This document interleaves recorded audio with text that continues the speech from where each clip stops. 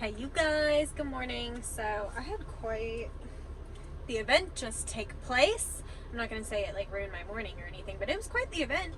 I could not figure out, okay, my vacuum stopped sucking yesterday while I was working on my last dog, but I was like literally about done with the haircut anyway. I was like, fuck it, I'm just going to roll with it. It was like 6 o'clock last night. I wasn't having it. I was going home. So I was like, fuck it, I'll figure it out when I get home.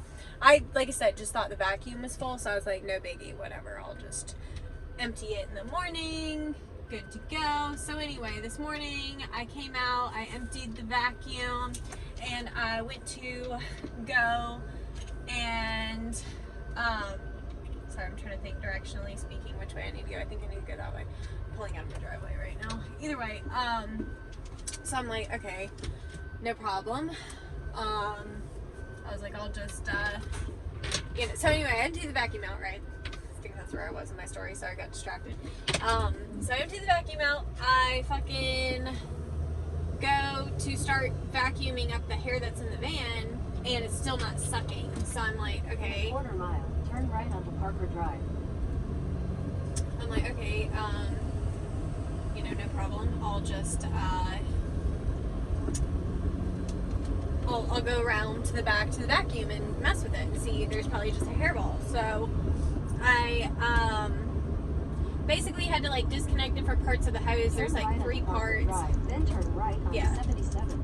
So there's like 3 major parts. There's like the part that's in the van that you're vacuuming with, and then there's a hose that connects the vacuum to that hose, and then there's like the vacuum itself, right? So anyway, turn right on 77 Beaver Dam Road. Through process of elimination, I basically took it all apart and ended up figuring out that the issue actually was these TV mic bark. There's like a lady walking right next to the van, and it wasn't that bad. It's okay, Steve. She's just walking. Anyway, so I figured out that the problem was with the hose that connected the vacuum to my hose. There must have been a hairball in it, because I could see, like, if I tried to pull on that hose, like, while the vacuum was going, it didn't want to come for 3 miles. out of the vacuum, which told me that the suction from the vacuum to that hose was good. But I could, like, there's like a little flap that you can open up back there, and when the vacuum's good and sucking good, you cannot open that flap up whenever the vacuum is going. So I was able to open the flap up, so that's how I figured out that there was a hairball in the middle. So I'm sitting there like blowing on it from both sides. Like, does it help that I'm doing this movement? God, it's a good thing I'm not like a famous YouTuber of the world, or that would already probably be a meme. I was like, I just keep doing it anyway. So I figured out, I was like trying to blow on it, that wasn't working. So I just like had this like stroke of brilliance, and I connected like the small vacuum piece that like you actually use to vacuum with. I plugged that directly into the vacuum and then used that to suck the hairball out of the other hose. It worked. I was like, genius! I'm a fucking genius. I was so proud. So proud, you guys. This is my Irish cream cold brew. It left me for a second there. Also, the stand, do you notice it's locked in there? I actually sat there and took the time to like look at it, and I noticed that the tighten thing was like off course a little bit, like on its like spinny part, and I just adjusted that. Magic. It's working great now. So there's that. What else?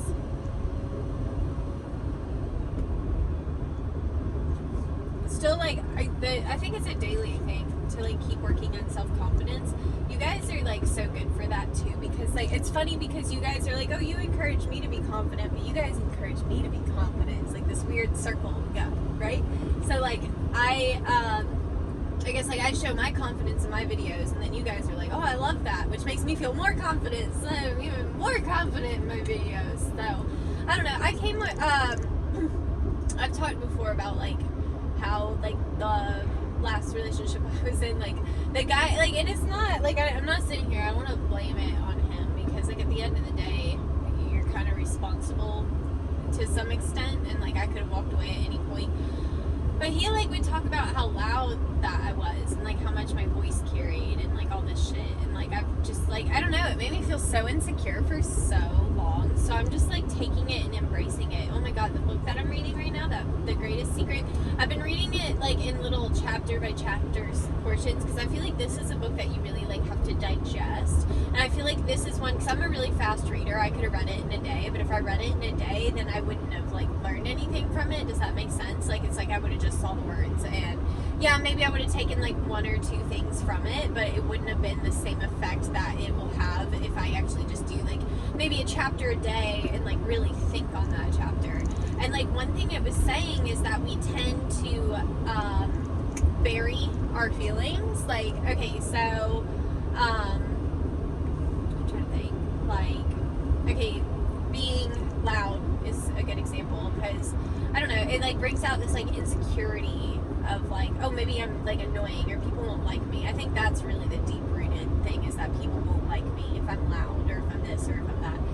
And like basically what this book says is to, instead of like focusing on that thought, turn left to stay on 77. which the thought would be that my ex told me I was loud, right? That's the thought, but that's not the emotion. The emotion is that like sick feeling you get in your stomach of like, oh, like not being accepted, like not being liked, you know, that kind of thing. So basically it says to like focus on that. Basically you like confront it head on and deal with it instead of burying turn it. left to stay on 77, then turn right onto US 29 North. A good example of like where I found like how I was able to identify that I was burying things was that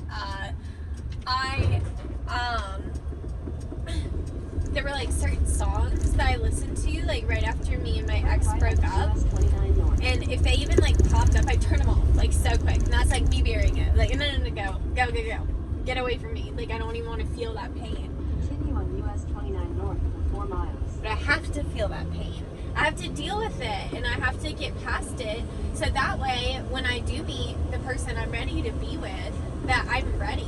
You know what I'm saying? Like, I'm not afraid of like giving myself to somebody 100%, because that's what the last relationship left behind for me was. Like, my instinct was to be like, oh, well, I gave too much, so I'm just going to give nothing now. And that's not really the balance either. Oh my god, you better fly. Okay, that's fine. If you fly, that's good. But otherwise, I get really annoyed when people try to, like, zoom around and cut me off because they think I'm slow, and I'm not really that slow. You know what I'm saying? Like, it's the nerves. But yeah, you have to confront, like, the pain of it. Like, the pain of, like,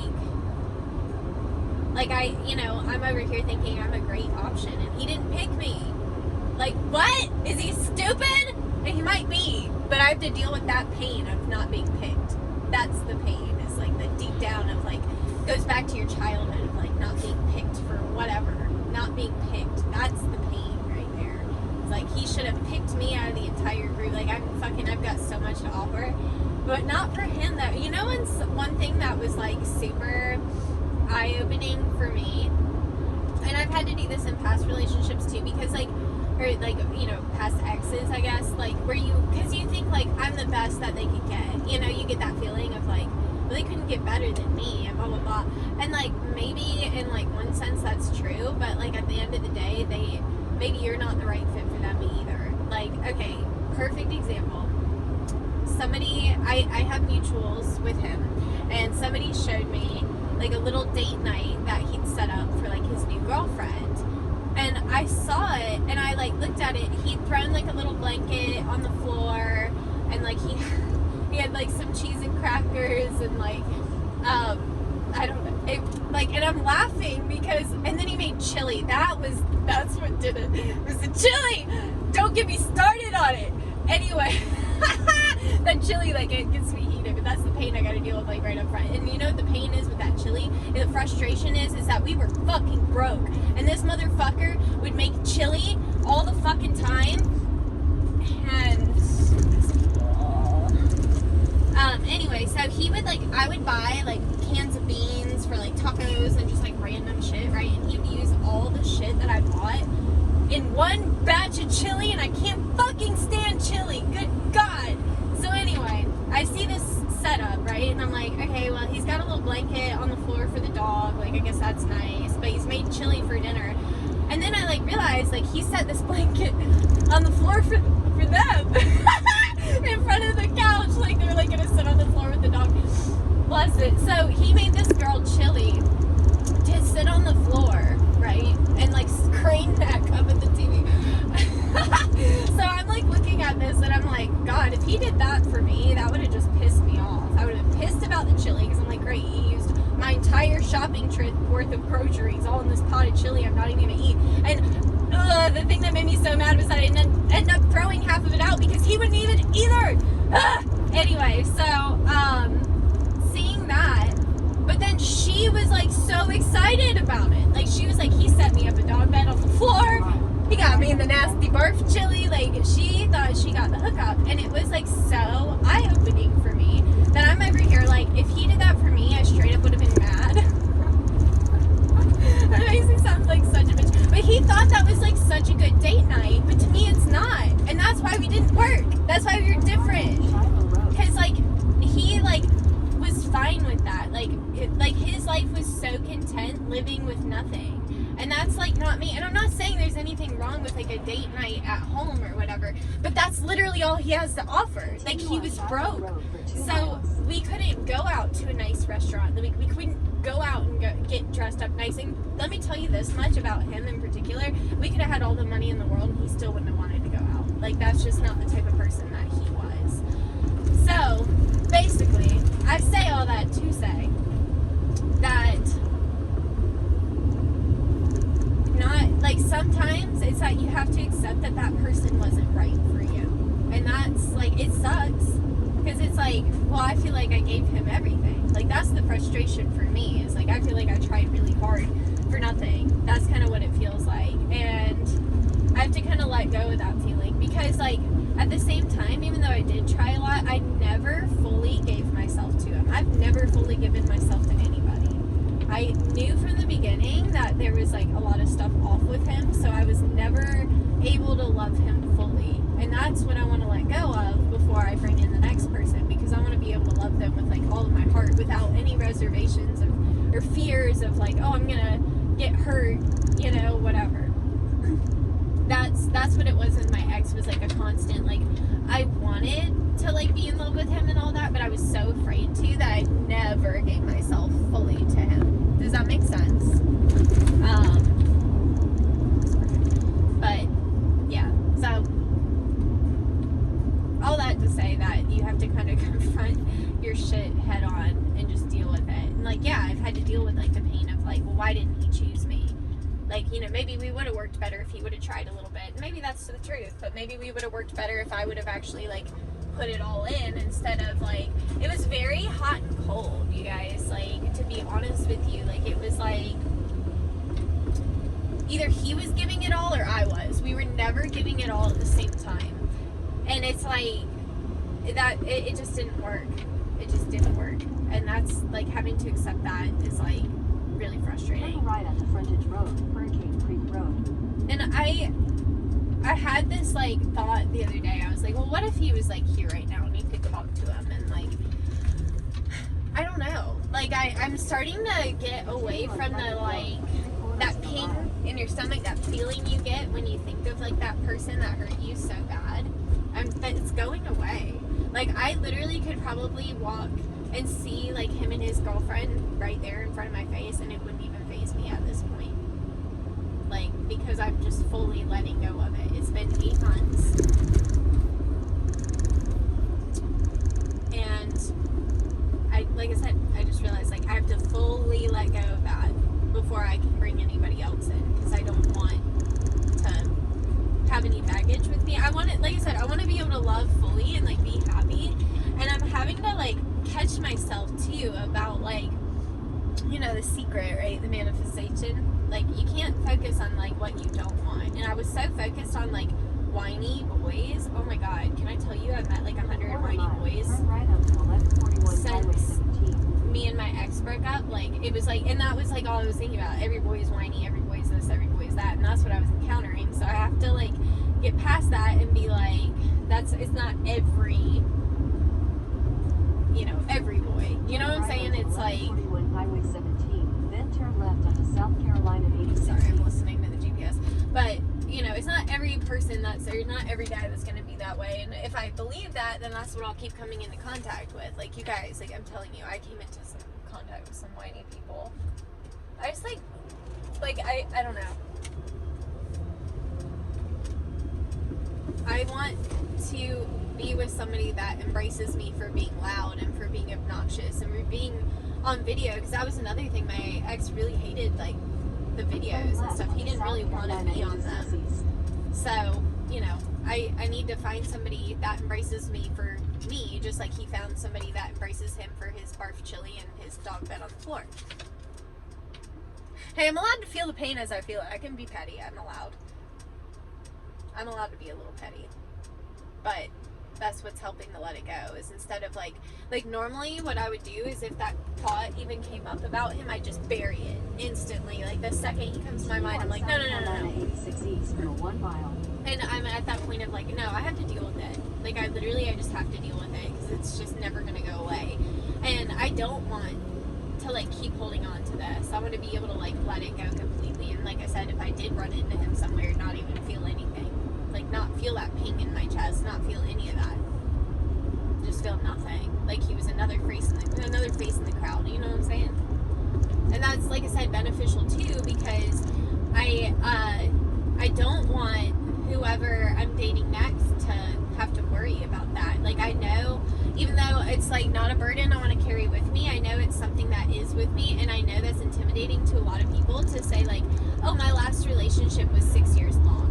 You know, I think it does kind of help that he has another girlfriend now. Hopefully that makes guys feel a little more comfortable. But I feel like if it were the other way around, I would be intimidated to like date somebody that just came out of a 6-year-long relationship. That's a long time, you know? And I would be worried about that. And they have every reason to be worried about that, especially over the last like 6 months or so, where I was still in this like fragile state of being and trying to figure out what the fuck I wanted, you know, if I wanted to go back to that. And it's like, I just had to remind myself over and over, because like I said, it was not that I wanted that, and that's what was so frustrating about it, is I didn't even want him or to be dating him. I'm really not even attracted to him anymore. It was that I didn't want to be turned down. I didn't want him to pick somebody else over me, and he did, and that really bothered me. I was like, well, what does she have to offer? She's got Janine, Patricia, let's not go there. But regardless, you know, I was like, so what's so special about her? And that doesn't really matter. The fact of the matter is the insecurity is the not being picked. And that's what you have to deal with. It's the deep-rooted stuff. If you don't deal with that, then that's what makes you miserable. So if you can deal with that pain of like not getting picked, then they got a horse right there. It always cracks me up. It's like a little pony though. It's like a baby. But yeah, life lessons, you guys. We learn as we grow. In a quarter mile, turn right onto Windtree Lane. But yeah, like I said, it's been a whole experience, and I literally would not have learned any of this if I had just jumped right back into another relationship, because I'm such a people pleaser that if I'm with anybody, like my whole focus ends up going on like how to make them happy, and that's something I'm gonna have to work on too, especially whenever I get into another relationship, because I think that's kind of how I've gotten in toxic cycles of being with people that just take a lot from me, is because I'm overly giving a lot of times. Sorry, I can't remember what road it is. But yeah, so you know, we learn every day, and we just get stronger every day. And like I said, I'm not the strongest person in the world. When you guys like tell me how strong you think I am, like I'm like, wow, like you guys make me feel pretty cool. And hell, maybe I'm stronger than I think I am. Arrive at your destination. But you know, just taking it day by day, you guys, figuring it out one day at a time. I'm not perfect by any means. I don't think I ever will be. But hell, I do realize that I'm here to learn lessons. So while I'm here, that is what I will do. So anyway, I'm about to pull into this driveway, and they are not here, and they had all these instructions for me You've arrived. as to how to get into their house. So I'm gonna go and figure that out. But I hope you guys enjoyed this vlog. I know some of you guys really do. Some of you guys might not, but I don't know. Y'all are always so kind on these videos, so I keep doing them. So appreciate you. Oh, shut up. Stevie. She does that. It's routine because she thinks that somebody's coming out, but as I just mentioned, nobody's here. So regardless, it's the routine. It's not even the people at this point. You bitch. All right. I love you guys. I hope you're having a fantastic day, and I'll see you soon. Bye.